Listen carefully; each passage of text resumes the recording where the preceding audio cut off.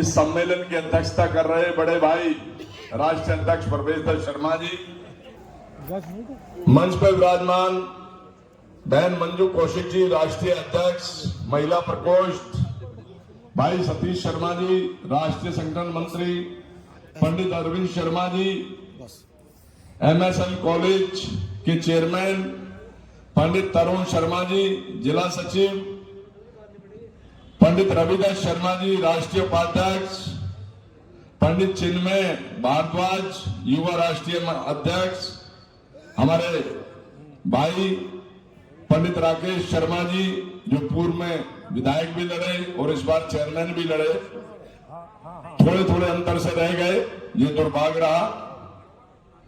हमारी बहन राजबाला शर्मा जी जो प्रदेश अध्यक्ष महिला प्रदेश अध्यक्ष हैं, अवधेश शर्मा जी, अरुण कौशिक जी, अमरनाथ शर्मा जी, विकास शर्मा जी, महेंद्र पाल शर्मा जी, भूदेव शर्मा जी, विनोद शर्मा जी, प्रेम कुमार शर्मा जी, गौरी शंकर पांडे जी, ओमकार शर्मा जी, और जिन्होंने इस पंडाल को सजाया है, जो इस सभा के संयोजक हैं भाई संजीव पाराशर जी, मैं बहुत आभार प्रकट करता हूं, आपका बहुत धन्यवाद करता हूं कि आप लोगों ने इस मेरठ की भूमि पे, हालांकि मैं आपको बता दूं, मैं जो भी बात कहता हूं सत्य कहता हूं, मैं मेरठ में आता नहीं हूं। मेरठ वास्तव में बहन जी, मैं मेरठ में इतने, मेरी 52 साल की उम्र हो गई, मेरठ में मुश्किल से 2 बार आया हूं। मैं बहुत डरता हूं मेरठ की भूमि से, क्योंकि जब हम छोटे छोटे थे तो कहते थे भाई मेरठ की भूमि में सरवन ने अपने माँ बाप से कर मांग लिया था,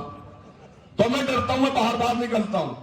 मुझसे आप मेरठ के बारे में पूछोगे, मैं अंदर के शहर के बारे में नहीं बता पाऊंगा। तो आज लेकिन ये धन्यवाद है आपका कि आपने भी मुझे बाहर की तरफ ही बुलाया, अंदर शहर में नहीं बुलाया, उसके लिए आभार प्रकट करता हूं आप सबका। बहुत बहुत धन्यवाद सभी का। देखिए अभी सभी वक्ता अपनी अपनी बात कह रहे थे, सबको अपनी बात कहने का अधिकार है, सबकी विचारधारा अलग होती है। भाई सुनील जी ने भी बहुत बढ़िया हमें ज्ञान दिया, बहुत अच्छी बातें कही, हमारे बाबूजी ने बहुत अच्छी कविता सुनाई, मैं सबकी बातें सुन रहा था। हो सकता है मेरी बात से आप ताल्लुक ना रखते हो, लेकिन मैं कुछ चीजें जरूर कहना चाहूंगा कि मेरी बात पर विचार जरूर करें, मानना नहीं मानना ये सबकी अपनी इच्छा है। आज हम सबकी बातें करते हैं, आज हम सबकी बातें करते हैं, राष्ट्र की बातें करते हैं, सबकी बातें करते हैं। ये समय परिवर्तन जो होता है ये किस लिए होता है? आज से 15 दिन पहले गर्मी थी और आज हम इतने बड़े कोट पहन के आए, परिवर्तन हुआ है ना। तो परिवर्तन के हिसाब से हमें अपने अंदर परिवर्तन लाना पड़ेगा।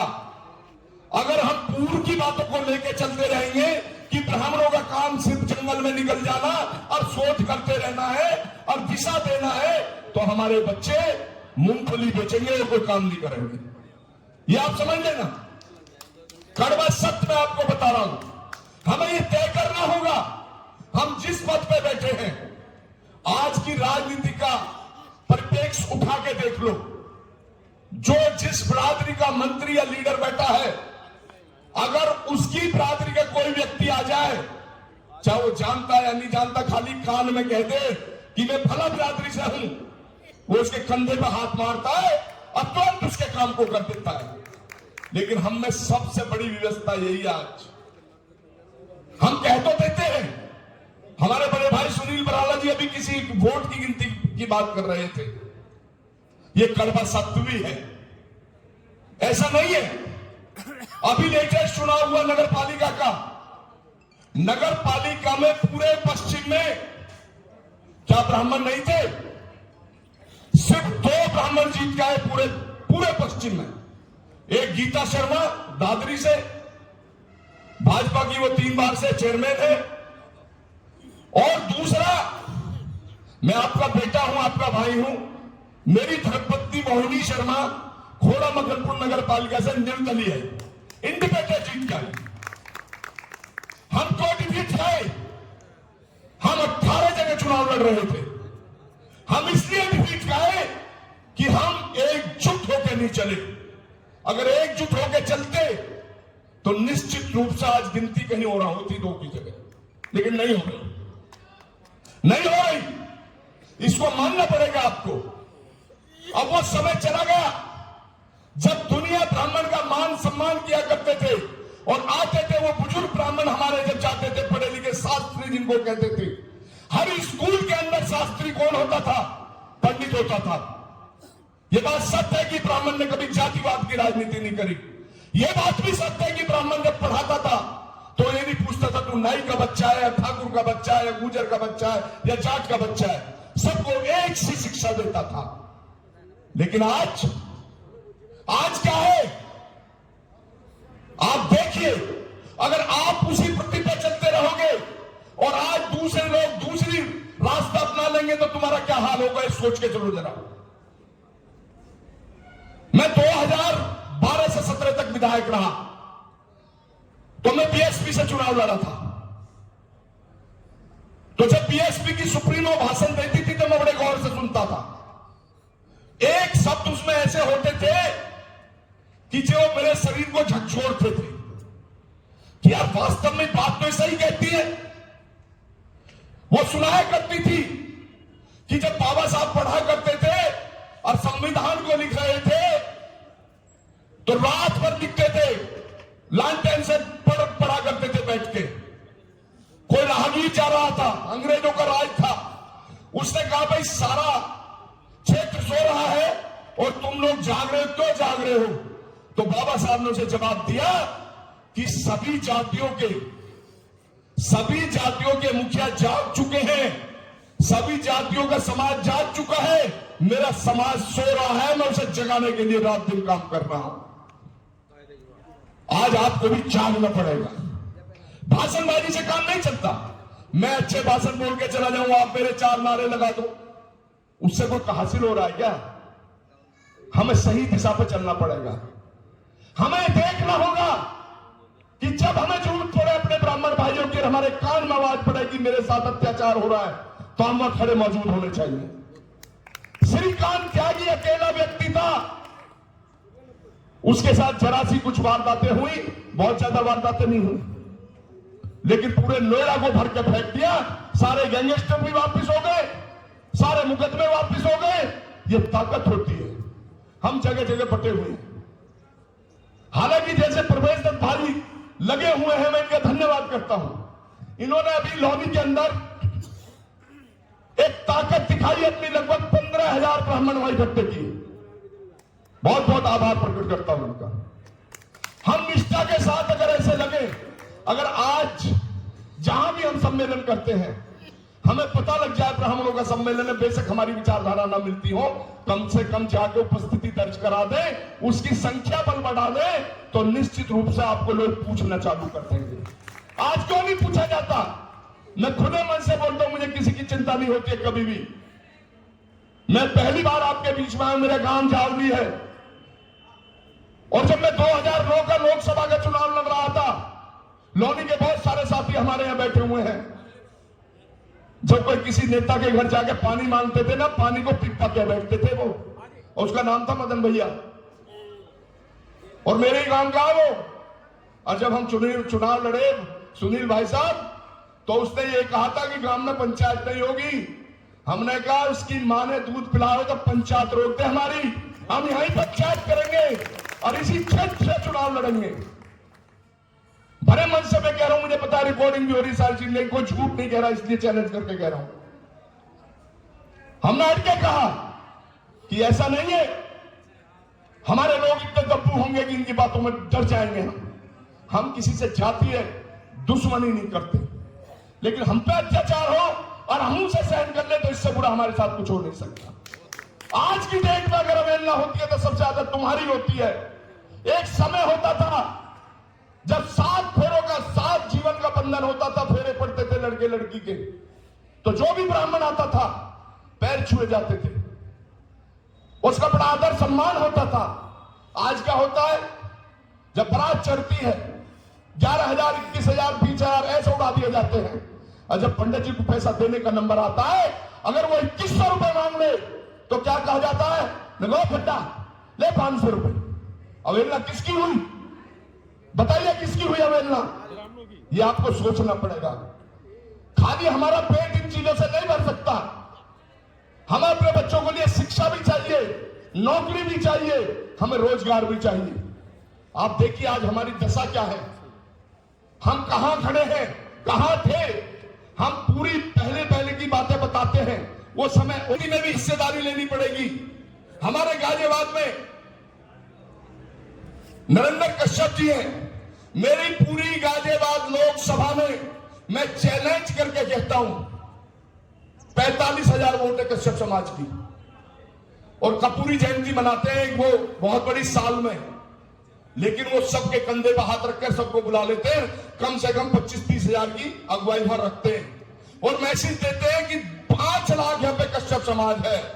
और उस मैसेज के पीछे एमएलसी रहे, राज्यसभा रहे, आज भी मंत्री है, कोई सरकार रही हो। और हमारा क्या हसर है, गाजियाबाद में हम 7 लाख ब्राह्मण हैं, 7 लाख ब्राह्मण है, 7 लाख, लेकिन मैसेज नहीं दे पाते, मैसेज दे ही नहीं पाते, क्योंकि हमने लड़ाई इतनी है, एक दूसरे खींचते रहते।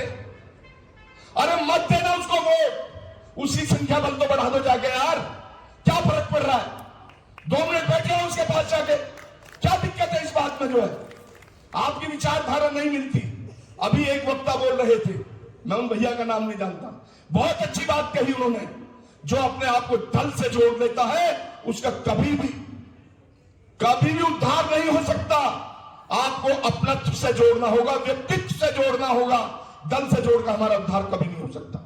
चाहे वो कोई भी दल हो, हमारा जहां काम निकलता हो हमें वहां चलना होगा, तभी हम आगे बढ़ पाएंगे। आज की राजनीति देख लो, आज के अधिकारियों की लिस्ट उठा के देख लो, आज किस हाशिए पे खड़े हो आप। मैं ज्यादा समय आपको नहीं लेना चाहता हूं, बातें बहुत रखनी चाहता था। हमारी दशा क्या है, अभी वक्ता बैठे थे, हम में से ये एक भाई ने जाकर खाना खोल दिया। अब एक तो संख्या पहले ही बहुत ज्यादा थी, आधी संख्या खाने पे चली गई। ये हमारी दशा है, मैं प्रैक्टिकल बात कहता हूं, ये हमारी दशा है। ये सोचना चाहिए था कि आदमी कहां से आए, इतने लोग बैठे हैं तो कम से कम इनकी बात तो सुने। बेशक आप अमल मत करना, इसलिए हम आगे नहीं बढ़ पाते हैं, बिल्कुल नहीं बढ़ पाते हैं।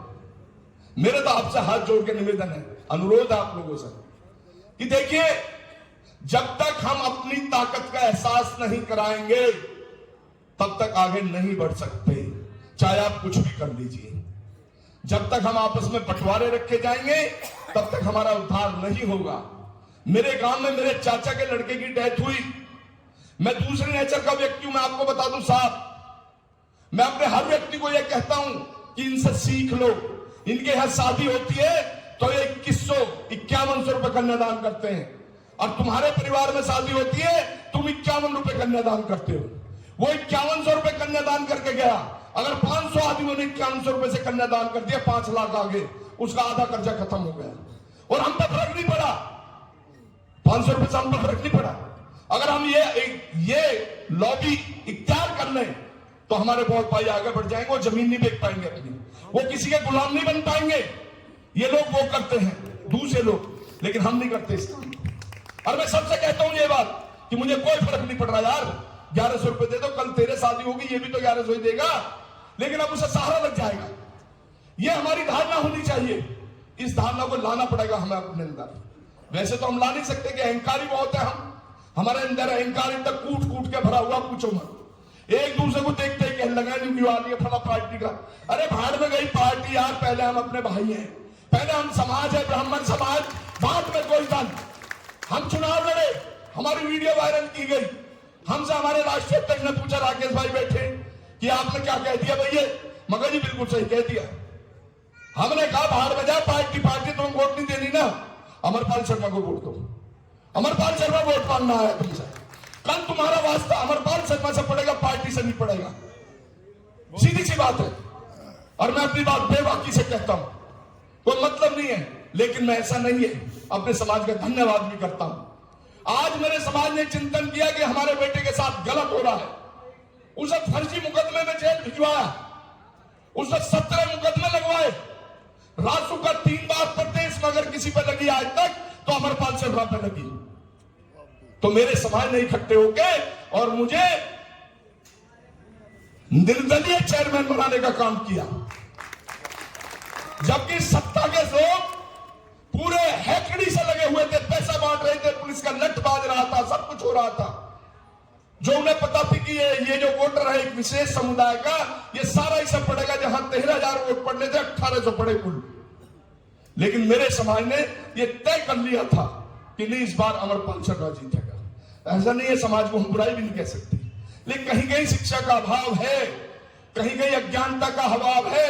अब वो हमारी भी गलती है कि हम अपने समाज के पास जाते ही नहीं, हम लंबरदारों के पास बैठते हैं जाके, और लंबरदार सबकी हाजी हाजी करे, उसका भरोसा कुछ नहीं है किसी के जाएगा। अरे अपने समाज के पास ही चले जाओ, भाड़ में जाए लंबरदारी। तो मैं तो ये निवेदन करूंगा आप सबसे कि आप सब जब भी ब्राह्मण सम्मेलन कहीं भी हो, किसी के भी हो, क्योंकि हमारी शाखाएं भी तो बहुत है, हम हर जगह तो अध्यक्ष है, हमारे साथ ये भी पीड़ा है, लेकिन हम सब में जाएं, किसी से हमारा द्वेष नहीं है, वो हमारा परिवार है। हम अपने परिवार को और आगे बढ़ाएं, और निश्चित रूप से जहां भी ब्राह्मण कोई आपके सामने खड़ा हो, उस ब्राह्मण की मदद जरूर करें।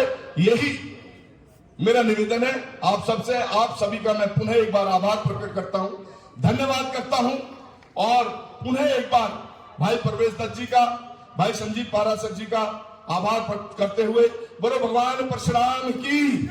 धन्यवाद।